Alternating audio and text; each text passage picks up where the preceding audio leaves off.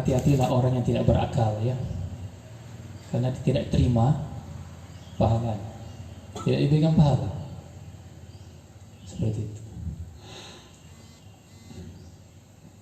Maka para ulama mengatakan af'alul mukallaf itu ada 3. Nah, dari sini nanti kita bisa mengambil kesimpulan, nanti bisa tahu nanti hukum-hukumnya bagaimana seperti itu dalam ilmu fikih.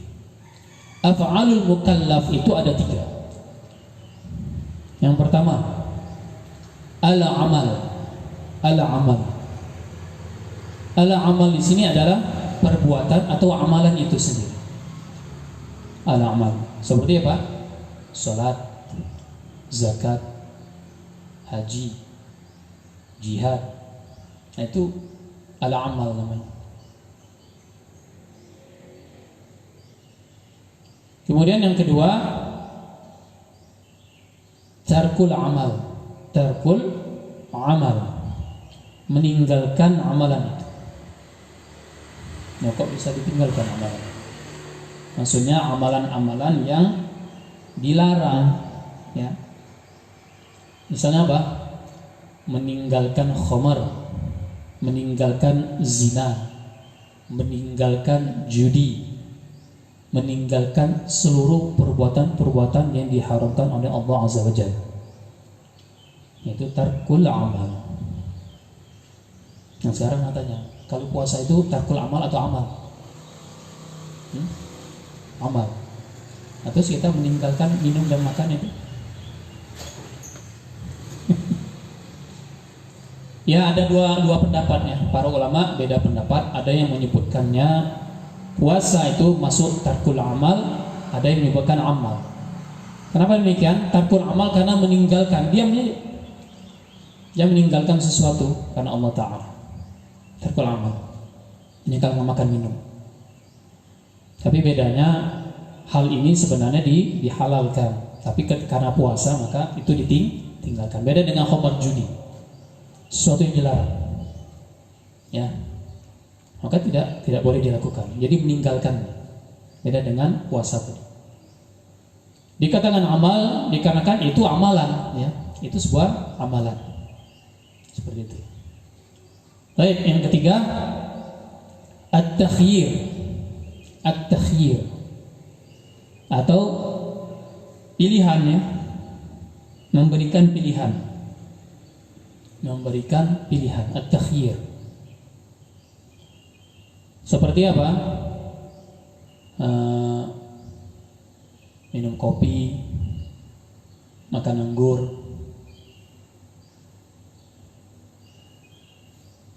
Minum kopi itu pilihan atau tidak? Pilihan. Mau minum kopi ya silakan minum, mubah itu ya. Kalau nggak minum kopi, bagaimana? Haram itu? Enggak kan ya? Seperti itu. Itu namanya at-takhyir.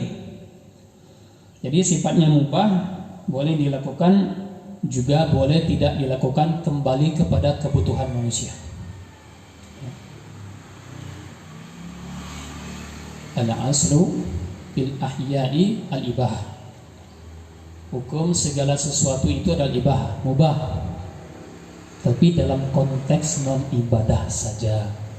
Ini dalil dalam konteks untuk non-ibadah ya. Al-aslu fil ahya'i al-ibah.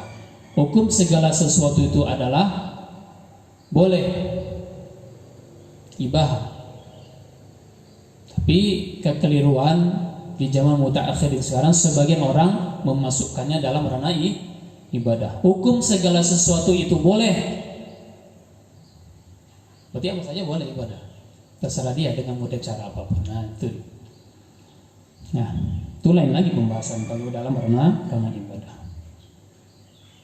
Baik, itu sasaran ilmu fikih. Nah, dengan melihat af'alul mukallaf ini, maka dibagilah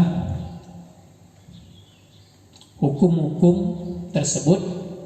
Maksudnya kita dapat mengenal hukum-hukum fikih tersebut dalam lima bagian. Yang pertama, wajib. Yang kedua sunnah. Kemudian yang ketiga mubah. Ya. Yang keempat makruh. Yang kelima haram. Nah, dia landasannya dari af'al mukallaf tadi. Melihat apa? Melihat dari 3 af'al mukallaf tadi. Amal, tarkul amal, dan takhyir. Maka didapatkan hukum-hukum tersebut terbagi atas 5. Bisa dipahami sini? Enak ya ilmu fiqih ya? Begitu. Nah, sekarang coba kita pecah. Al-amal tadi masuk ke dalam apa hukum-hukumnya? Hukum wajib, sunnah, masuk dalam apa? Al-amal tadi. Ya, amal tadi.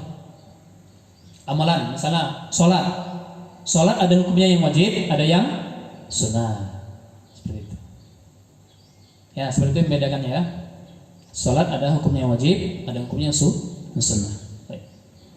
Kemudian hukum mubah terjadi pada af'alul mukallaf yang mana? Yang at-takhyir. Pilihan. Makan, minum dan sebagainya. Takhyir, pilihan. Maka berlaku hukum apa? Ibah atau mubah. Lalu yang terakhir af'alul mukallaf yang apa? Tarkul amal. Hukum apa saja di situ? Nah, makruh dan haram. Ini bisa membedakan ya ketika mendapat dalil seperti oh ini bagian dari tarkul amal, ini takhyir. Oh ini bagian amal. Seperti itu. Nah, itu masalah hukum yang terdapat dalam af'alul mukallaf tadi. Ya. Kemudian kita perhatikan bagaimana sistem, jadi sistematika di dalam ilmu fiqih. Jadi para ulama menyebutkan ilmu fiqih terbagi pada 4 pokok pembahasan. Walaupun nanti para ulama meringkasnya atau menyebutnya dengan jumlah yang lebih daripada yang kita sebutkan. Para ulama menyebutkan ilmu fiqih terbagi dalam 4 pokok pembahasan. Yang pertama, fiqih ibadah. Fiqih ibadah. Fiqih ibadah. Apa itu fiqih ibadah? Seperti apa? Taharah, salat, lagi puasa, zakat, haji, jihad. Nah, itu fiqih ibadah. Jadi kita tahu ini fiqih ibadah. Hendaknya semuanya ibadah, tidak ada pembagian. Ya. Kemudian yang kedua, fiqih muamalah. Fiqih muamalah. Fiqih yang membahas tentang interaksi kita dengan orang lain, ya. Baik sifatnya yang sosial atau baik yang bersifat sosial kemanusiaan ataupun yang bersifat komersil. Jadi fiqih yang membahas tentang interaksi kita dengan orang lain, baik sifatnya sosial atau kemanusiaan dan sifatnya komersil. Sosial kemanusiaan itu seperti apa?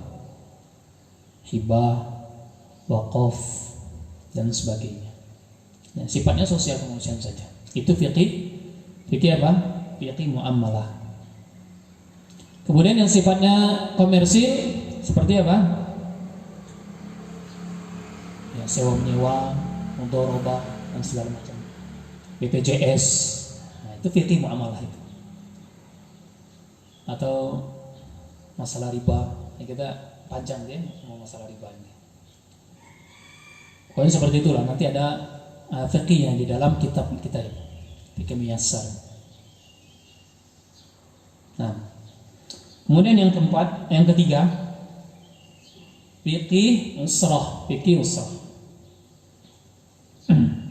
Usrah. Ayal, keluarga, fikih keluarga. Fikih keluarga. Hukum yang terkait keluarga baik dari ketika ia belum mendapatkan pasangan, dalam proses mencari pasangan, sampai dengan dia menikah. Apa saja kewajiban-kewajiban yang harus dipenuhi oleh seorang suami, dan juga sebaliknya, hak-hak yang harus didapatkan oleh seorang suami, juga kewajiban-kewajiban yang harus dilakukan, harus ditunaikan oleh seorang istri, dan hak-hak yang harus didapatkan oleh seorang istri dari suaminya. Itu fiqh usra. Sampai dengan perceraian kembali, apa nanti konsekuensi ketika dia sudah bercerai, ya, dan apa saja yang didapatkan ketika dia berpisah. Misalnya dapat harta pembagian, ya, harta goning gini segala macam, itu dibahas dalam fiqh usra. Baik. Yang keempat, fiqh qada wal jinayat. Fiqh qada wal jinayat, yakni fiqh tentang peradilan dan jinayat, yakni kriminalitas. Tentang peradilan dan kriminalitas. Apa saja yang dikategorikan tindakan kriminal di dalam pandangan Islam, seperti itu, ya, dibahas di dalam fikih qada wal jinayat dan peradilan-peradilan di dalam Islam. Misalnya hukum had yang berkaitan dengan hukum had, hukum ta'zir, atau hukum-hukum potong tangan, rajam, dan segala macamnya, seperti itu. Itu dibahas dalam fiqih qada wal jinayat. Ya, ini yang harus kita pahami terlebih dahulu. Jadi dapat diambil kesimpulan bahwasannya fiqih itu tidak konsentrasi di dalam masalah akidah, ya, tidak konsentrasi masalah akidah. Kalau akidah meyakini daripada perbuatan itu, perbuatan itu akan mendapatkan pahala, perbuatan itu merupakan perbuatan riya. Nah, keyakinan seperti ini masuk dalam ilmu akidah, seperti itu, ya. Kalau perbuatannya, kaifiyatnya, maka itu dibahas dalam ilmu fiqih, seperti itu. Sekarang sudah punya gambaran untuk membedakan ilmu fiqih dan ilmu akidah? Saya, alhamdulillah. Misalnya sebagai contoh, ilmu fiqih itu didapat dari apa tadi? Kalau kita ngambil dari ta'rifnya tadi, dapatkan dari mana? Dari dalil-dalil yang sifatnya apa? Terperinci. Ketika ditanyakan, la salata illa bi fatihil kitab, maka kita tanyakan, dari mana kamu tahu, ya, bahwa dalam sholat itu harus baca Al-Fatihah? Dari mana tahu? Dari dalil-dalil yang membahas secara khusus tentang hal tersebut, tentang amalan tersebut. Nah, itu, ya, itu maksudnya. Ini maksud dalil terperinci itu adalah yang ada ayat atau hadisnya secara khusus, bukan secara global. Kalau secara global bisa diperuntukkan untuk hal-hal yang lain, amal-amal yang lain, itu namanya ilmu usul fiqh. Usul fiqh secara global, ijmalan. Jadi membicarakan hal secara global. Tapi kalau secara terperinci mengenai suatu amalan, maka ini adalah ilmu fiqh. Ya. Bisa dipahami sampai sini? Alhamdulillah. Baik. Nah, itu pembahasan kita di dalam ilmu fiqh. Nah, sekarang kita harus mengenal terlebih dahulu sebelum kita masuk ke materi. Siapa saja para ulama, terutama yang kita ambil, ya, pendapat-pendapatnya dari ilmu fiqh yang kita kenal dengan 4 imam madhab. Ya. Siapa saja itu? Yang pertama, Imam Siapa yang pertama? Imam Abu Hanifah rahimahullah ta'ala. Nama lengkap siapa? Nu'man bin Thabit bin Zuti At-Taimi. Ya, Nu'man bin Thabit bin Zuti At-Taimi. Jadi beliau rahimahullah ta'ala tidak terkenal malah namanya Nu'man bin Thabit. Tapi yang terkenal adalah kunyah. Ada nanti laqab, ya laqab. Ya. Kalau laqab ini gelar ya. Seperti Al-Imam Ibnu Jazari itu punya laqab. Ya, Imam Huffaz wa Hujjatil Qurra. Imamnya para huffaz, penghafal. Dan Hujjatil Qurra. Imamnya apa? Hujahnya para qiraat. Hujahnya qiraat. Ilmu qiraat itu berhujah dengan Al-Imam Ibnu Jazari rahimahullah taala. Itu laqab. Tapi di sini kunyah. Kunyah itu ya Abu siapa? Abu ya. Jangan Abu Jahal aja. Seperti itu. Ya. Jahlun itu bodoh. Baik. Itu Imam Abu Hanifah. Imam Abu Hanifah lahir di Kufah tahun 80 Hijriah dan wafat tahun 150 Hijriah. Ini harus tahu ya. Harus kenal dengan para ulama ulul fiqih. Beliau lahir di Kufah tahun 80 Hijriah, wafat tahun 150 Hijriah, bertepatan dengan kelahiran Al-Imam Syafi'i rahimahullah taala tahun 150 Hijriah. Ya. Beliau dikenal dengan qiyasnya di dalam bidang tersebut sampai Al-Imam Syafi'i mengatakan an-nasu fil fiqhi ayyalun ala Abi Hanifah. Jikalau ada manusia ya atau manusia dalam masalah fiqih itu adalah keluarganya Abu Hanifah. Ayal itu adalah keluarga atau keturunannya Abu Hanifah. Ya, an-nasu fil fiqhi ayalun ala Abi Hanifah. Itu kata Al-Imam Syafi'i, memuji daripada Al-Imam Abu Hanifah. Dipuji ya, tidak seperti di zaman mutaakhirin sekarang ya, saling memuja. Kalau mereka saling memuji, antara satu dengan yang lain. Makin tinggi ilmu, makin masya Allah ya, tawadhu. Bukan saling menjatuhkan, saling banyak-banyakan jamaah. Ilmu itu adalah untuk kebutuhan umat, bukan untuk banyak-banyakan jamaah seperti itu. Tidak mengapa tidak terkenal di seantero jagat raya, tapi dia terkenal di langit. Nah, seperti itu. Mau terkenal di mana? Di dunia atau di langit? Di langit. Ya. Bukan Gatot Kaca. Baik. Jadi seperti itu. Kemudian yang kedua, Al-Imam Malik bin Anas. Al-Imam Malik bin Anas. Yani Malik bin Anas bin Malik Al-Asbahi Al-Syaibani. Al-Syaibani Al-Asbahi Abu Abdullah. Abu Abdullah Syaibani nanti Imam Ahmad bin Hanbal. Abu Abdullah. Nama beliau adalah Malik bin Anas bin Malik ya Al-Asbahi Abu Abdullah.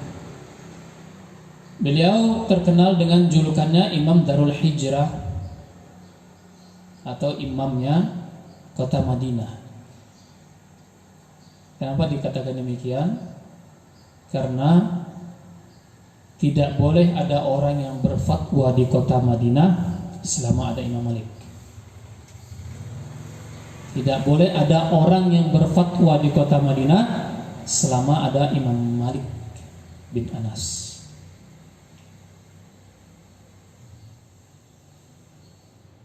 Dan Imam Malik bin Anas ini tidak pernah keluar dari kota Madinah ya. Beliau memang benar-benar berazam belajar dan mengajar di kota Madinah, kecuali dalam satu keadaan ketika beliau melakukan ibadah haji. Itu saja keluarnya Imam Malik. Ya. Itu orang yang benar-benar mendedikasikan ilmunya di dalam suatu negara, suatu tempat, suatu lingkungan, suatu kaum. Kalau jangan mutakhirin sekarang apa? Kemana-mana ya, keluar sana sini.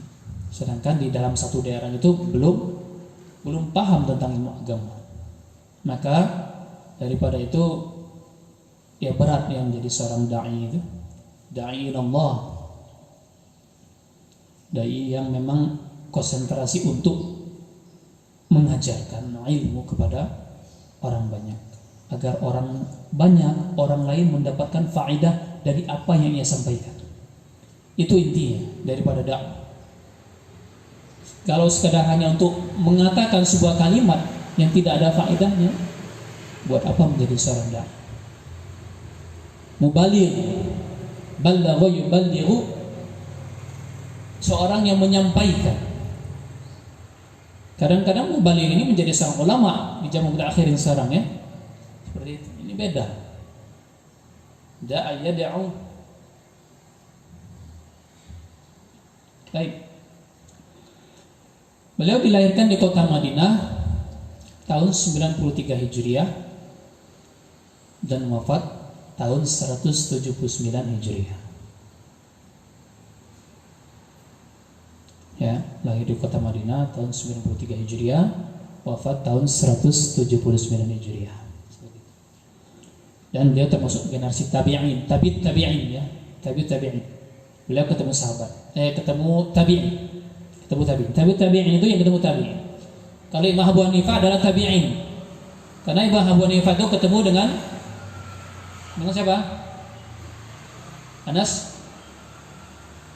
Nah, Anas bin Malik. Walaupun ada yang menyebutkan bahwasannya Imam Abu Hanifah itu pernah ketemu dengan empat orang ulama. Ya. Seperti itu.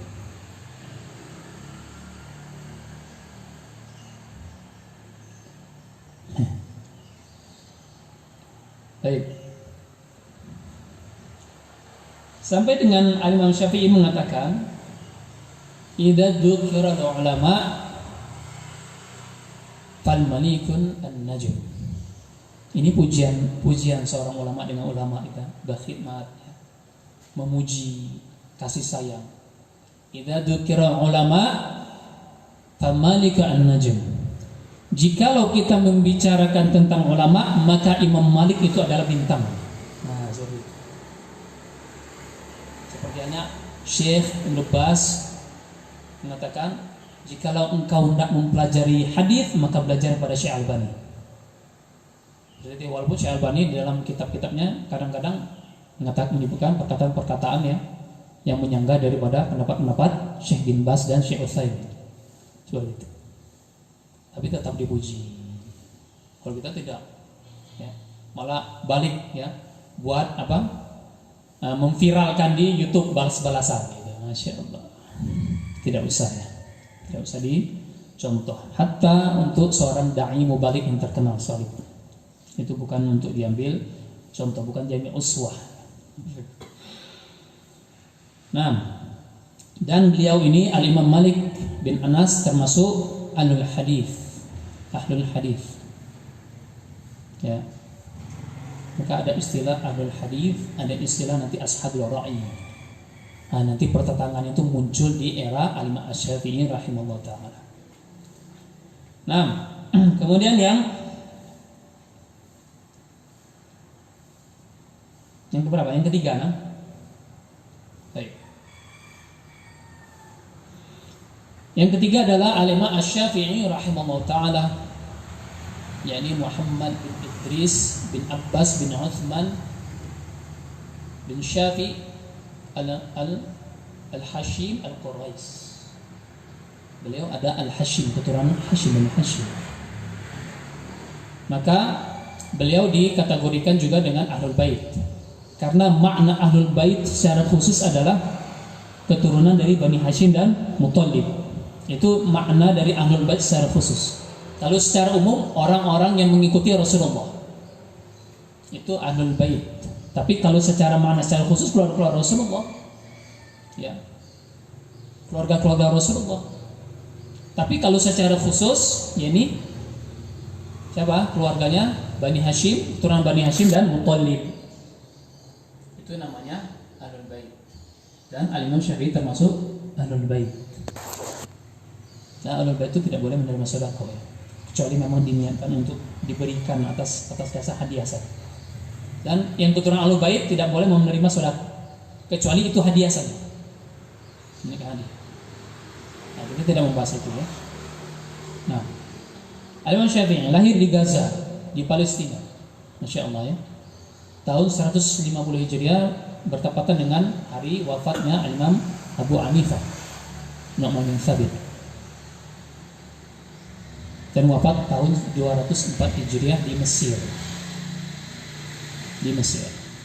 Kenapa kok wafat di Mesir?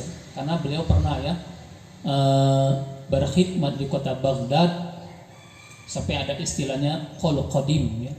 Pendapat beliau yang lama, ada qaul jadid. Pendapat beliau yang baru ketika beliau hijrah ke kota Mesir, wafat di kota Mesir.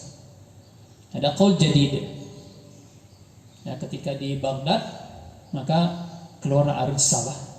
Ketika di Mesir keluar kita al-um. Ya, ada perbedaan ya. Walaupun sampai sekarang masih digunakan ar-risalah dengan al-um. Qaul qadimnya ya ketika beliau tinggal di Baghdad, dan qaul jadidnya ketika beliau tinggal di kota Mesir. Seperti itu. Nah, dan beliau ini mendapat gelar apa? Nasirus Sunnah. Nasirus Sunnah. Penolong atau pembela sunnah. Mengapa beliau dijuluki demikian? Karena di zaman beliau terjadi perselisihan antara kelompok Ahlul Hadis dengan kelompok Ashabul Ra'i yang berpegang teguh dengan madhabnya Imam Malik dengan Imam Abu Hanifah. Ya, masing-masing berhujah dengan hujahnya sendiri-sendiri ketika itu. Sehingga Imam Syafi'i mengkompromikannya, mencari jalan keluar ya untuk tidak mempermasalahkan hal tersebut dan mengembalikannya dengan nas-nas yang jelas dari Al-Qur'an dan As-Sunnah. Fa in tanazza'tum fi syai'in farudduhu ila Allah wa Rasul in kuntum tu'minuna billahi wal yawmil akhir. Itu cara pengambilan dalil ketika ada perselisihan pendapat di Allah. Ya. Seperti itu. Nah, dan Al-Imam Syafi'i ini tidak pernah berguru langsung kepada Imam Abu Hanifah. Bagaimana berguru langsung? Imam Abu Hanifah 90 Hijriah wafat, beliau baru lahir tahun 150 Hijriah. Ya. Yang beliau dapatkan ilmu itu adalah dari muridnya Imam Abu Hanifah, yakni Muhammad bin Hasan. Nah, itu muridnya Imam Abu Hanifah. Dan yang keempat adalah Imam Ahmad bin Hanbal rahimahullah ta'ala. Abu Abdullah Ahmad bin Muhammad bin Hanbal bin Hilal Asy-Syaibani. Itu nama beliau ya. Abu Abdullah Ahmad bin Muhammad bin Hanbal bin Hilal Asy-Syaibani. Beliau lahir di Baghdad. Baghdad itu apa? Irak. Irak. Tahun 164 Hijriah. 164 Hijriah dan wafat tahun 241 Hijriah. Wafat 241 Hijriah. Dan beliau diberi gelar Imam Ahlus Sunnah wal Jamaah. Ya. Tapi bukan berarti yang tiga itu tidak Ahlus Sunnah wal Jamaah, ini keluaran besar ya. Semua punya porsinya masing-masing di zamannya. Ya. Imam Syafi'i terkenal dengan Nasir Sunnah. Kalau seandainya Allah tidak memberikan takdir adanya Imam Syafi'i, lahirnya Imam Syafi'i di atas muka bumi ini terpecah, sekarang aja masih terpecah gitu ya. Mungkin orang nggak karu-karuan, kelompok sini, kelompok sana. Yang sudah dibela sekalipun masih berkelompok-kelompok sampai sekarang. Nah, jadi beliau digelari dengan A'imah Ahlussunnah wal Jamaah. Sampai Al-Imam Ahmad bin Hanbal ini dapat pujian, ya, senang sekali para ulama memuji para ulama imam. Al-Imam Syafi'i berkata, kharajtu min Baghdadi fama khalaftu fiha rajulan afqahu wala afdalu wala a'lamu wala awra Ahmad bin Hanbal. Tidak, aku tinggalkan kota Baghdad, ya kharajtu. Aku tinggalkan kota Baghdad, aku keluar dari kota Baghdad. Tidak ada orang yang lebih paham, lebih faqih mengenai masalah agama ini. Ya, lebih afdal, lebih berilmu, lebih wara dibandingkan dengan Ahmad bin Hanbal. Subhanallah.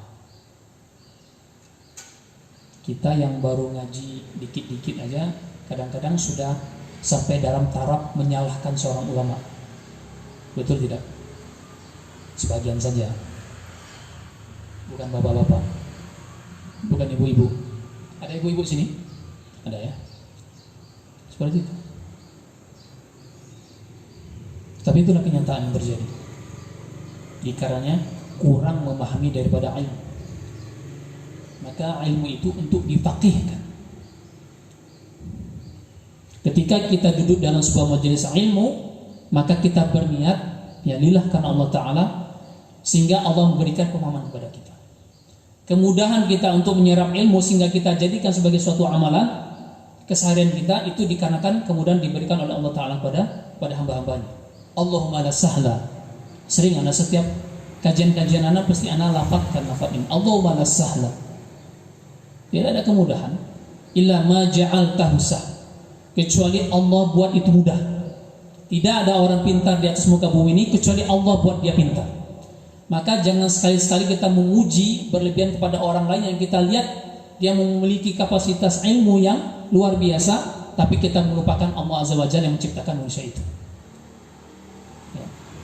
Kita katakan subhanallah. Jangan, luar biasa Ustaz ini ya. Mantap. Ya. Allah yang menciptakan orang tersebut tidak dipuji. Seperti itu. Ya, mari kita rubah ya daripada kebiasaan-kebiasaan kita mungkin yang masih kita miliki. Maka niatkan segala sesuatu karena Allah Ta'ala. Seperti halnya anak mengajarkan lillah karena Allah Ta'ala, untuk mendapatkan apa? Mendapatkan pahala dari Allah Ta'ala. Kemudian apa? Kita harapkan dari apa yang kita ajarkan itu Allah lah yang memberikan pemahaman kepada orang tersebut, bukan kita. Jadi jangan pernah punya niat, kamu saya ajarkan ini pasti kamu jadi pintar. Ya, kamu tahu siapa saya kan? Nah, gitu. Kamu pasti akan pintar, mungkin lebih daripada saya pintar. Ya. Semua orang yang belajar sama saya pasti pintar. Itu takabur, sombong. Tapi tugas seorang pengajar adalah menyampaikan ilmu yang haq, yang benar saja cukup, dan mengembalikan pemahaman itu kepada Allah Ta'ala yang punya hak prerogatif kepada orang yang kita ajarkan. Ya, karena Allah yang memberikan pemahaman kepada orang lain, bukan ustadznya. Ustadznya sedang menyampaikan saja. Maka jikalau kita dapatkan ada orang yang paham, ada yang tidak paham, itu Allah yang memberikannya. Jangan sampai ustadz itu tidak enak, saya tidak paham-paham ya, begitu. Tapi yang lainnya mengatakan, saya paham kok. Kenapa nggak paham? Ya kamu aja yang nggak paham, nggak mau belajar, nggak mau murojaah. Ya, seperti itu. Nah, jadi kita ambil ibrah ya daripada hal tersebut, bahwasanya kita hadir dalam majelis ini, kita menuntut ilmu semata-mata untuk mencapai ridha Allah Subhanahu wa taala. Baik. Ada pertanyaan sedikit seperti itu. Bismillah, Ustaz, kemarin disinggung tentang kunut subuh.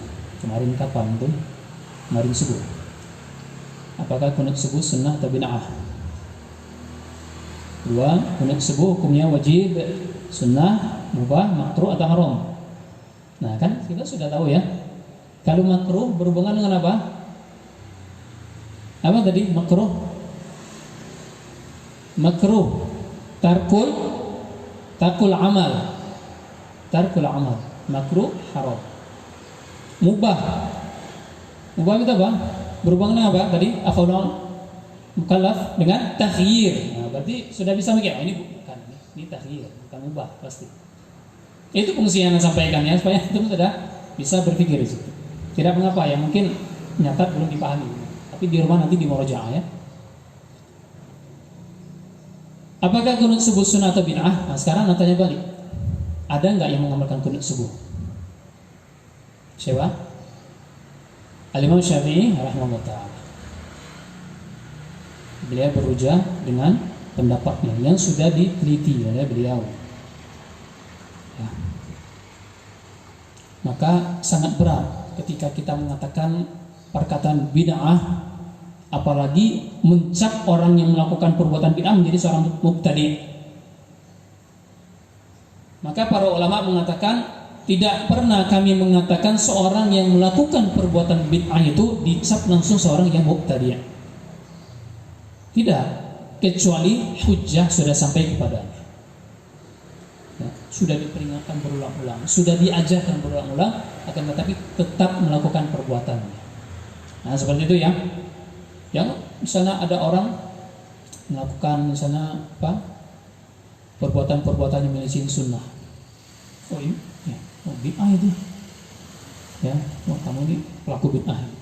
Tidak. Jangan serta-merta langsung seperti itu.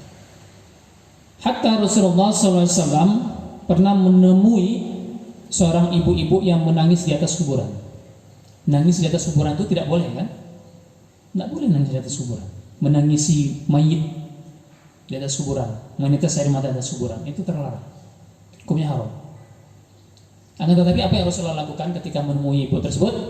Ya, isbiri, ittaqillah wasbiri. Bertakwalah kepada Allah dan bersabarlah engkau. Itu Rasulullah. Ya. Itu dikatakan, bu, ngawur kan bu, gitu ya. Ya. Tidak dikatakan demikian, tapi yang dikatakan Rasulullah apa? Ittaqillah wasbiri. Bertakwalah kepada Allah Ta'ala dan bersabarlah. Malah ibu itu mengatakan apa dalam hadis Riyadhus Shalihin dan kita Riyadhus Shalihin, ilaika anni. Pergilah menjauh dariku. Jauh, pergi. Karena si ibu tidak tahu bahwasannya yang menyampaikan itu adalah Rasulullah SAW. Sehingga para sahabat menyampaikannya itu Rasulullah. Sehingga dia ditanya Rasulullah, ya Rasulullah, aku tidak mengetahui bahwa itu bahwasannya adalah engkau.